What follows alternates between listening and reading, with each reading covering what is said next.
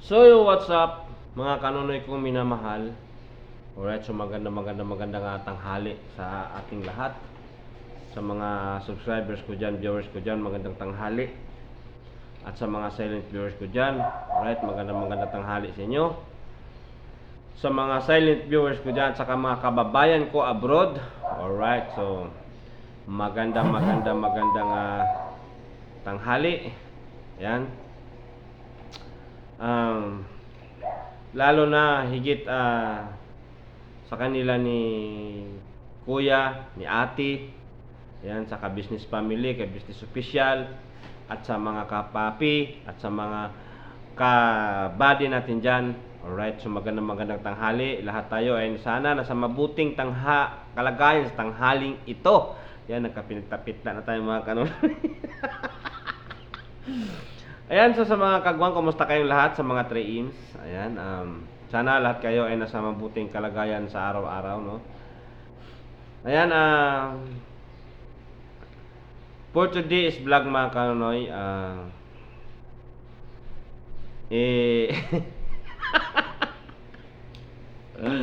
nakakahiya man sabihin, pero kailangan ko talagang sabihin. Kasi wala kailangan ko talagang sabihin ito. So pasensya na. Hindi ko man sinabi na kung ano man ang ibig sabihin nun. Pero ang sa akin lang kasi ay sabihin ko lang. Kakahiya man sabihin, talaga nakakahiya.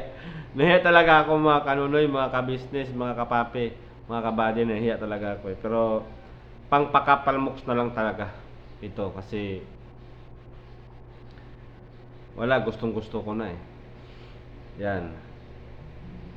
So sabihin man nila na makapal ang mukha ko, tanggapin ko na lang kasi yun ang totoo talaga mga kanunoy, mga ka-business, mga kapapi, mga ka-buddy natin dyan. Ganun talaga totoo. Siyempre, alam nyo kasi mga kanunoy, sabihin ko na, nakakahiya man, pero ito, pagpakapal mukha na lang talaga ito mga kanunoy.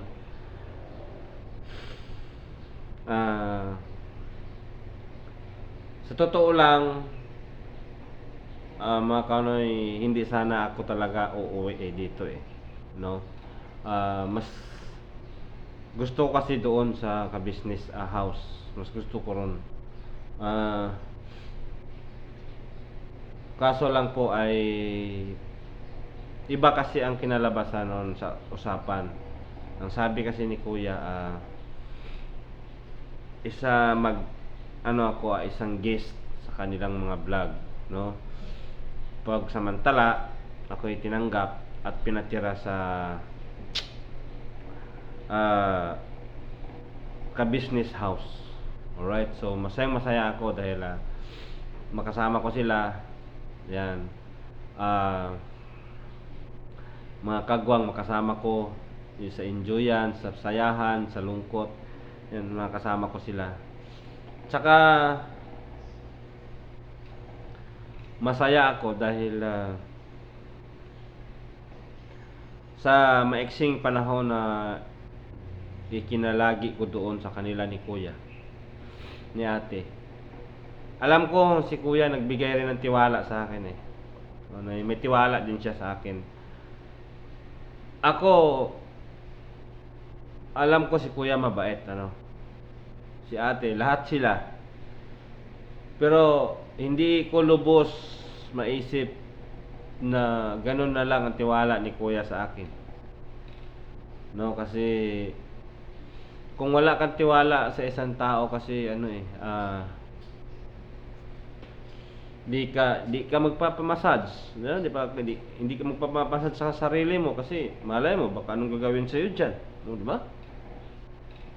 Pero ako rin ay panatag naman ang loob ko kasi panatag ang loob ko na i-massage ko si kuya dahil siya nga nagbigay sa akin ng tiwala, di ba? Samantala ako sumulpot lang doon bigla. 'Di ba? Dahil sobra ko silang mahal, silang lahat, no?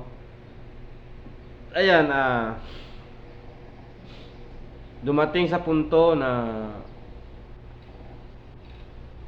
umuwi na ako kasi naintindihan ko si kuya dahil siyempre marami na sila doon at saka marami rin silang pabahay, marami silang scholar, marami silang iniintindi sa buhay nila.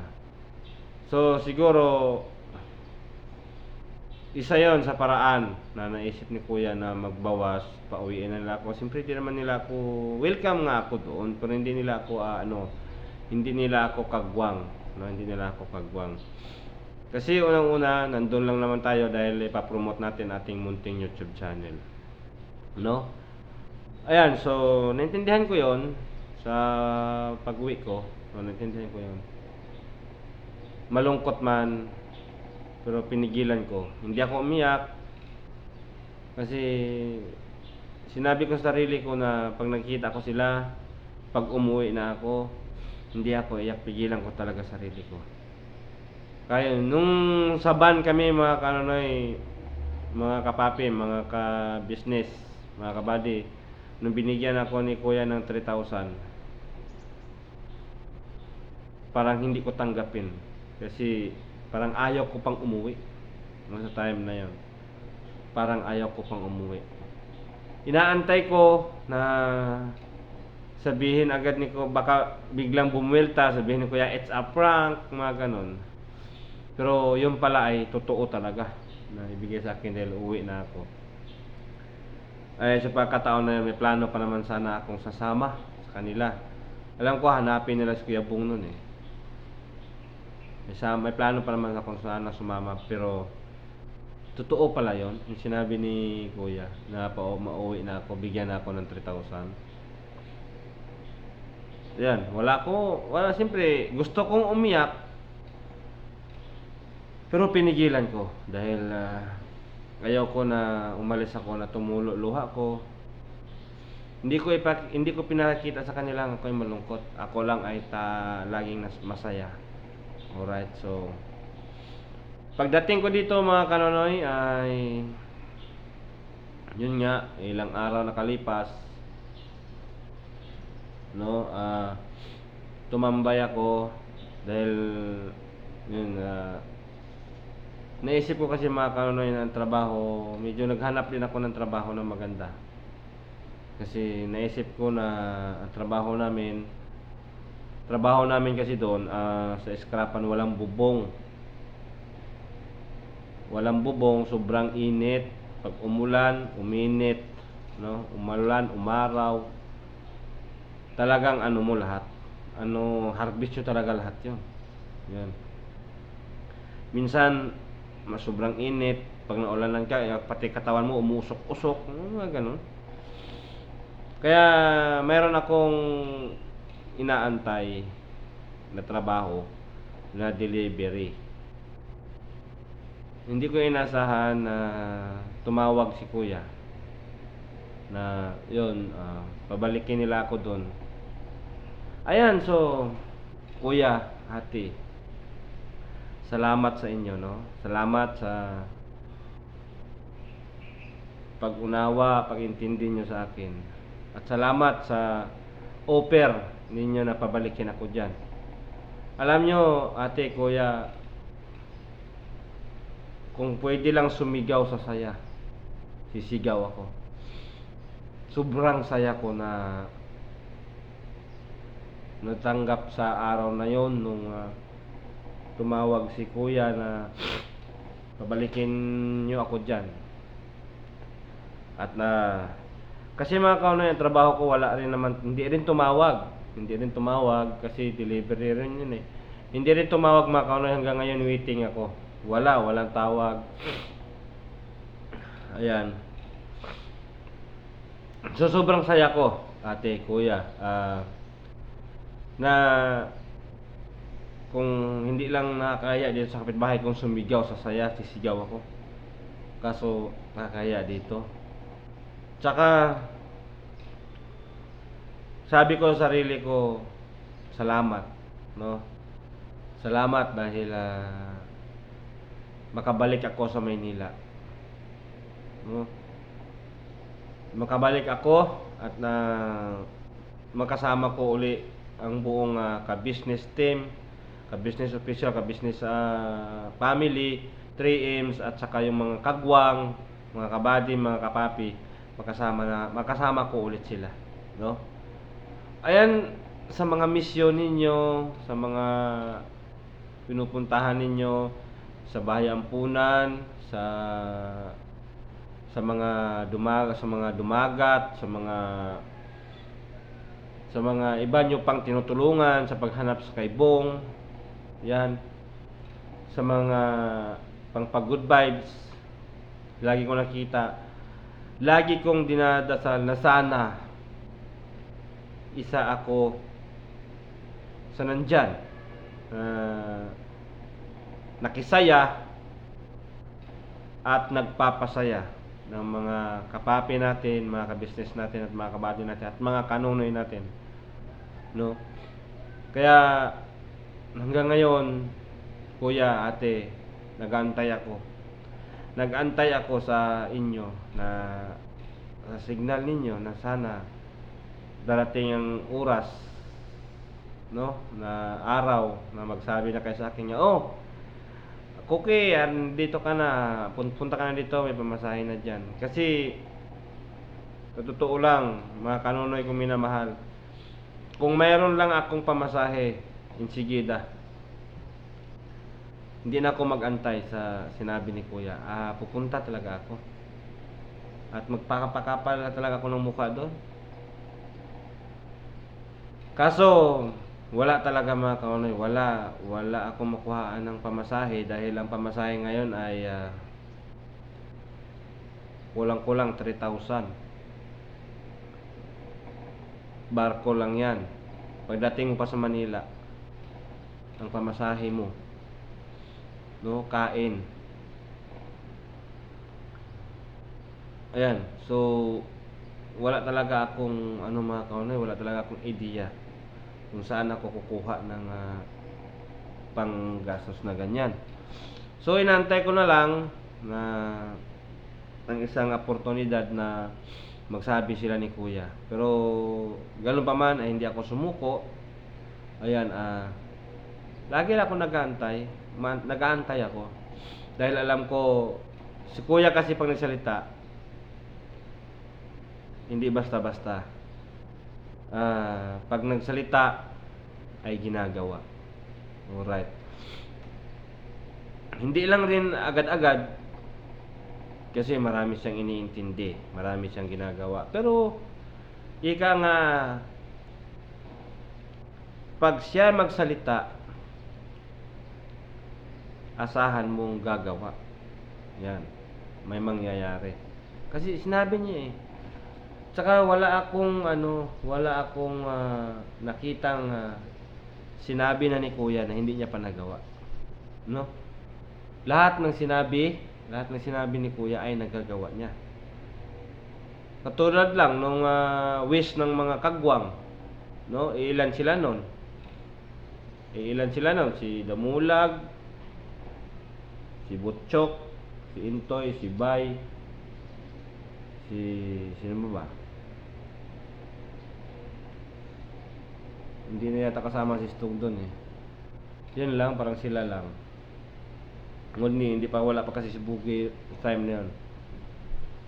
Halos natupad lahat yun. Kasi sinabi ni kuya eh. No, sinabi niya yun. Ako naniniwala naman ako na magawa ni kuya, no? Magagawa ni kuya. Believe ako sa kuya, tiwalang-tiwala ako. Pero sa akin lang din kasi mas na-excite ako lalo, no? Na-excite ako lalo na makapunta kasi nakikita ko sila nagpapasaya ng mga kababayan natin, tapos nag-enjoy sila doon sa labas patayo buti ba yan, challenge na kainan ang mga kapatayo sa buti, kain. Sabi ko sarili ko, sana kung nandyan ako, isa ako sa mga ano, sa masayang masaya, no? At nagpapasaya sa ating mga kababayan na nanonood. Ayan. So, talagang pangarap ko talaga yan na makasama sila. Makasama sila. Kung sa pagtitiwala naman, kasi meron kasing mga kababayan natin na hindi nagtitiwala sa akin. Nung nakaraan niya, kung napansin nyo, umiyak ako dahil sa pangbaba sa akin. Na ano daw ako, palalamunin lang ako, bigyan na lang ako ni kabisnes sa pera, papuntahin Tarlac kasi wala lang tiwala sa akin. Sasabihin ko sa inyo, kung kayo walang tiwala sa akin, please, magtiwala na kayo ngayon kasi kung ano man ang tingin nyo sa akin, kung hindi man ano yung katawan, ano man, natatakot kayo, nagdadalawang isip kayo, o anong gagawin ko, kilala ko po ang Panginoon, no? May takot ako sa Diyos. May takot ako sa Diyos. Kaya ang lahat aking ginawa, aking lahat ng aking gagawin pa sa araw-araw, gabi, no? Iniisip ko 'yan, kung mali ba o tama, o masama ba o tama. Hindi ako nangaagabyado, hindi ako nananakit ng tao, no? Wala akong kalaban, no? Wala akong naging kalaban na nagbigay sa akin ng record, no? Malinis si Kanonoy na inyong nakilala na bilang si Cookie. Alright? Sin lang naman ang ang panglaban ko. Yung paninindigan ko na kailanman ay hindi magbabago. Yung panindigan ko na kailanman ay hindi magbabago kahit sino. Yung pagsunod at pagtulong sa kapwa, no, at pagpapasaya at pagsunod sa tamang landas. Yan. Pero yung mga gawaing bawal sa sarili, hindi naman ako bata, no? Hindi na ako bata na kailangan pang turuan sa anong dapat kong gawin. Hindi na ako bata na gagawa ng kasalanan na alam kong mali, no? Isa lang ang hinihingi ko sa mga kanunoy kong minamahal dyan, sa mga kapapi, sa mga kabisnes kong minamahal dyan, mga kabady natin dyan.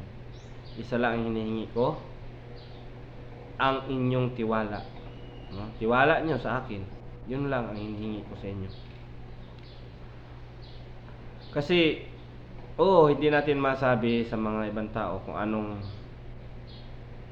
isip nila sa akin kasi bago nga lang ako sa larangan ng pagbablog at sa nakita nila sa ka-business official, no? Pero sa totoo lang, mga kanunoy kong minamahal, mga kapapi, mga ka-business, mga kabady, kung maniwalat kayo sa hindi, saan man ako nakarating, no? Marami-rami ng lugar ang narating ko, pero wala akong naging kalaban, wala akong naging kaaway, no? Dahil ako lang siguro ang tao na tapat sa aking pananampalataya, tapat sa anumang mga bagay, no? Hindi nang tapat sa mga anumang klaseng salita, at tapat sa mga gawain, no? Hindi ako tipong tao na matulad niya na may isang bagay ka na pinasukan, tapos may humingi sa iyo ng tulong, sabihin mo lang, hindi ako dyan kasi hindi ko gawain yan. Hindi ako ganun, mga kanunoy. Hanggat kaya ko, no? Hanggat kaya ko ibigay lahat bigay ko yan. Oh. Alam ko ang pera ay makakatulong sa tao. Ang pera nakamamatay din sa tao, no? Maraming impluwensya ang pera, mga kanunoy. Pero ang pera naman, yan ang maging daan, no, para makilala ka sa iyong mga kababayan. Dahil wala kang pera, hindi ka makapagtulong, mga kanunoy, hindi ka makatulong. Wala kang matulungan pag wala kang pera, wala kang makain. Siyempre, kailangan mo pera. May makain ka na, makatulong ka pa, at makapagpasaya ka pa ng kapwa mo. Yan. So, ang lahat na yan na iniisip ko, mga kanoy, ay ang pag-unlad para sa akin, nandyan sa ka-business house.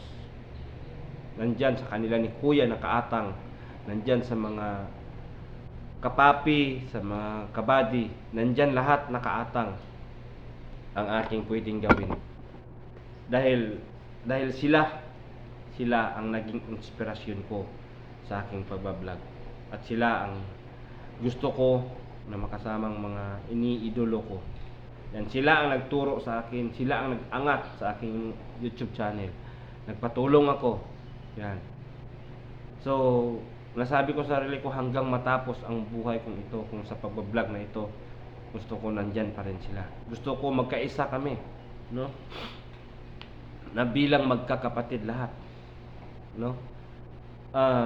Nakita ko ngayon na ayan ang mga nangyayari sa ka-business official, sa ka-business house, lalo na sa kay Kuya Bong. Kuya Bong, lagi kong sinasabi sa sarili ko sa vlog na Kuya Bong, magbago ka na, sarili mo lang ang magturo sa iyo kung paano baguhin, no? Dahil ako nung araw, kung bisyo lang ang pag-uusapan, mas matindi ang bisyo ko, mga kanunoy kong minamahal. 12 years old pa lang ako, may bisyo na ako. Pero sa awa ng Diyos, nung sinabi kong iiwan ko lahat. Hanggang ngayon, wala na. 3 years na, mahigit. Hindi na ako nagbisyo. So, balikan mo pa ba yan? Wag na. No? Ayan, so, yan, malaki at tiwala ko kay Kuya, kay Ate, na one day ay tatawag sila sa akin uli at magsabi na, ayan ako, punta ka na rito, nandiyan na yung pamasahe, kunin mo na lang, pupunta ka na rito. Sus, pakiramdam ko, mga kanoy, nung sinabi nga yan ni Kuya, nung sinabi sa akin ni Kuya na hige, hintayin mo pamasahe dyan, dahil padalhan ka ni ate mo at gusto niya pabalikin dito. Nung sinabi, talagang, mga kanoy, hindi ko lang napakita sa camera, pero naluha talaga ako na pagsabi na makababalik ako doon. Naluha ako sa saya. Kaya sobrang saya ko. Kaya pinaghahawakan ko talaga na hinantay ko talaga. No? Hinantay ko talaga. Kasi yan, pag si Kuya kasi magsasalita, matutupad eh. Ginagawa talaga yan. So, yan, inaasahan ko rin yan. Siyempre, bilang isang nagmamahal, bilang isang iniidolo, no? Sino bang ayaw na makasama sila? Ba? Ako, wala ko ibang pangarap kundi makasama sila. Yun. Sabay kaming magpapasaya, sabay kaming masaya, no? Sabay kaming tumulong at sabay kaming tumutulong sa mga lahat na nangailangan ng tulong. Pero nagpapasalamat din ako dahil sa maiksing panahon nakasama ko ng nagbira doon sa kay Ate Melba ba yan? Yan, sa kapatid ni Ate. Masaya ko ron. Lalo't nagpapasaya pa si Intoy at saka si Bornok. Yan. Masaya ako. Wala akong makitang lungkot excited, ano, parang ano, yung yung bang tipo na papunta ka pa lang, yung puso mo parang ginaganon-ganon sa saya. Yung bang parang kinukurot-kurot yung puso mo sa saya na hindi mo maintindihan, parang angkatin ng dibdib mo, parang ano. So yan mga kanonoy, no, so yan mga kanonoy,